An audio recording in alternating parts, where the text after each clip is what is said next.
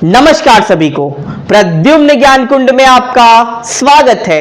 एक ऐसा चैनल जो आपको एकेडमिक लेवल से कॉम्पिटिटिव लेवल तक मजबूत बनाने के लिए प्रतिबद्ध है और तैयार भी है।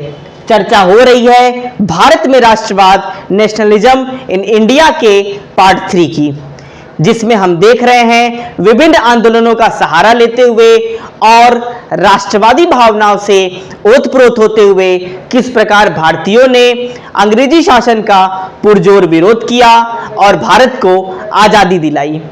बोर्ड स्टूडेंट्स के लिए और कंपटीशन के सारे स्टूडेंट्स के लिए यह बेहद इंपॉर्टेंट है और हम इन 3 पार्ट्स में सारी झलकियां देख लेंगे और भारत के राष्ट्रवाद से जुड़ी सारी चीजों को बेहतरीन तरीके से समझ लेंगे।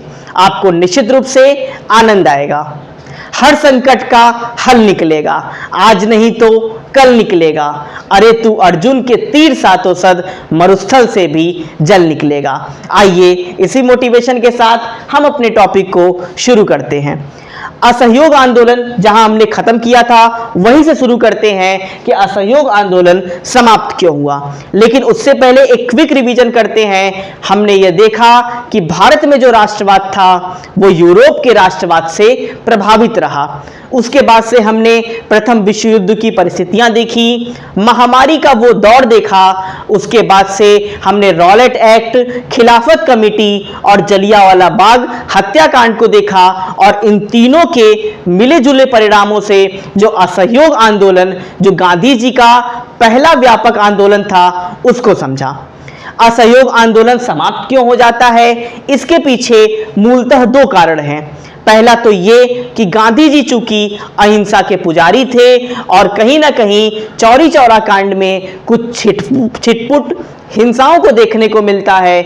यही कारण रहा कि गांधी जी ने असहयोग आंदोलन को वापस लेने का निर्णय किया। दूसरा कारण यह भी बताया जाता है कि कोई भी जन आंदोलन ज्यादा समय तक टिक नहीं पाता है, क्योंकि उसमें जनता की रुचि जो होती है, जनता का इंटरेस्ट जो होता है, वो कम होता चला जाता है और वो असरकारी, कुछ समय के बाद वो आंदोलन उतना असरकारी नहीं रहता है। तो ये 2 कारण थे असहयोग आंदोलन को समाप्त करने के लिए। फिर हम देखेंगे जो सिविल डिसोबीडियंस मूवमेंट है, जो सविनय अवज्ञा आंदोलन है, उसकी नींव क्या रही। हम ये देखते हैं कि जब असहयोग आंदोलन समाप्त होता है तो कुछ नेताओं का, जो उदारवादी नेता थे, उनकी रुचि अब समाप्त हो जाती है जन आंदोलनों से और वो स्वराज दल की स्थापना करते हैं और दल में जुड़कर, एक शासन सत्ता के साथ जुड़कर वहां उसका विरोध करने की सोच रखते हैं। लेकिन अभी भी कुछ युवा नेता, जैसे पंडित नेहरू उस समय युवा नेता थे और वो जन आंदोलन चाहते थे, वो चाहते थे व्यापक स्तर पर जन आंदोलन हो और जिस प्रकार से असहयोग आंदोलन में जनता ने सपोर्ट किया है, ऐसे आगे और बड़े आंदोलन हो। उस समय दौर था वैश्विक मंदी का भी। वैश्विक मंदी 1926 में शुरू होती है और 1930 आते आते गहरा जाती है।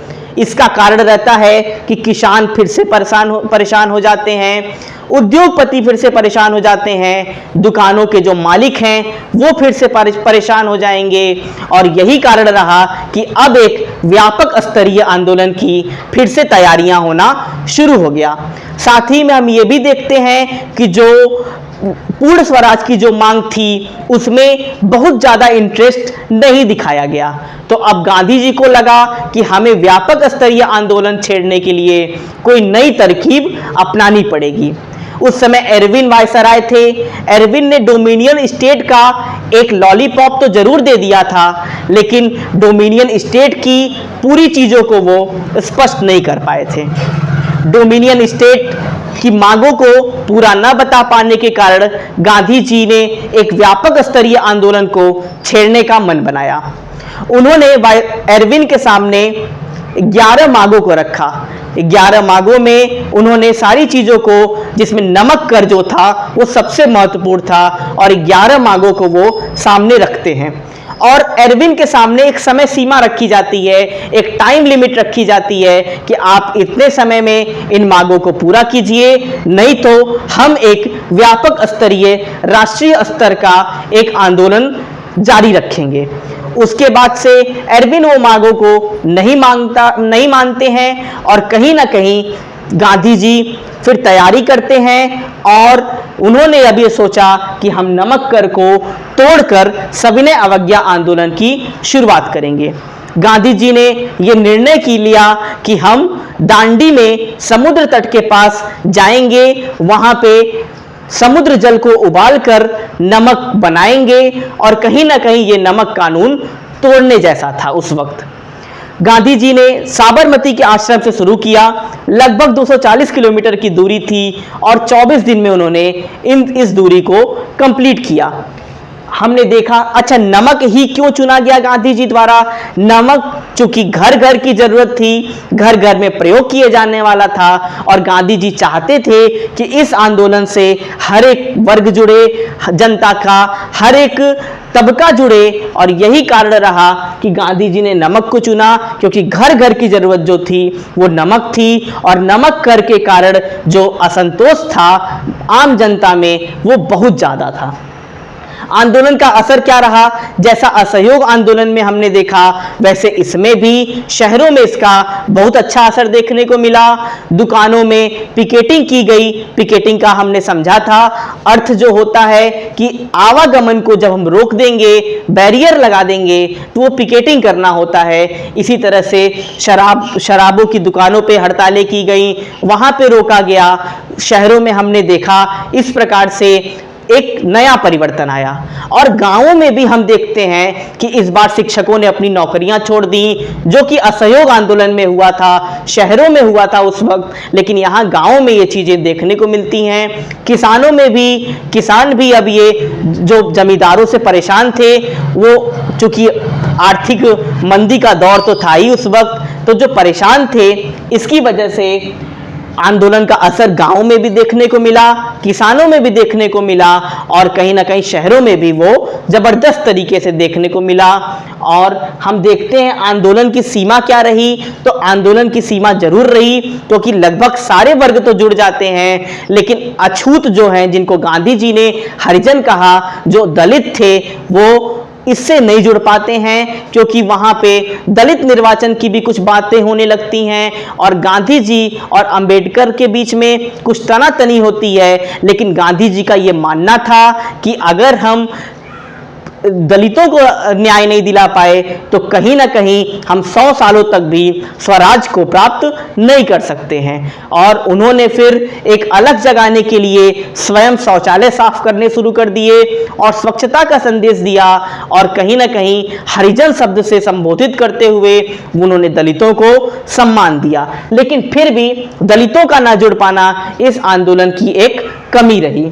हम देखते हैं उद्योगपति व किसानों का रुख, तो किसानों का रुख तो हमने समझ लिया, किसान चूंकि परेशान थे इसीलिए सविनय अवज्ञा आंदोलन में जो किसान थे वो पूरी तरह से सामने आए, उन्होंने विरोध किया और उद्योगपतियों ने भी इसमें बहुत ज्यादा साथ दिया।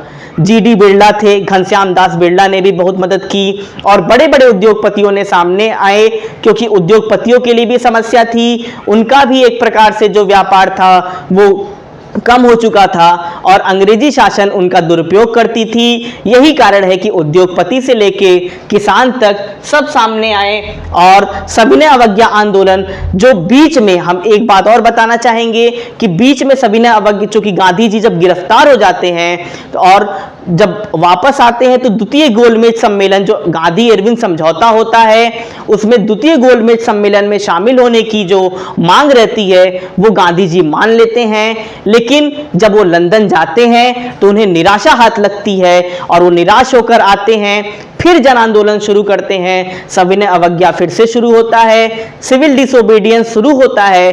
लेकिन उसके बाद भी हम ये देखते हैं, हमने ये सीखा भी कि जन आंदोलन जो है वो ज्यादा समय तक नहीं टिकता है।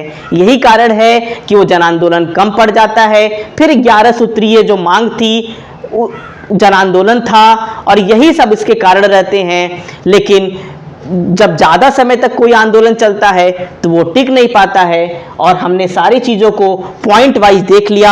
आपको निश्चित रूप से अगर ये प्रयास अच्छा लगे, ये तरीका अच्छा लगे, तो निश्चित रूप से आप हमारे साथ जुड़िए, हमारे चैनल को लाइक कीजिए, सब्सक्राइब कीजिए, शेयर कीजिए, ज़्यादा से ज़्यादा मात्रा में शेयर कीजिए, क्योंकि ये आप ही का चैनल है। हमारे चैनल की प्लेलिस्ट के साथ भी जुड़िए। मैथमेटिक्स की प्लेलिस्ट है, हिस्ट्री की प्लेलिस्ट है, इंग्लिश की प्लेलिस्ट है, जो आपको मदद करेगी। और निश्चित रूप से आप जुड़िए, अपने माता पिता का ध्यान रखिए, क्योंकि वो साक्षात ईश्वर हैं। अपने आसपास सफाई बनाए रखिए और राष्ट्र सेवा की भावना अपने अंदर प्रबल कीजिए। बहुत बहुत धन्यवाद।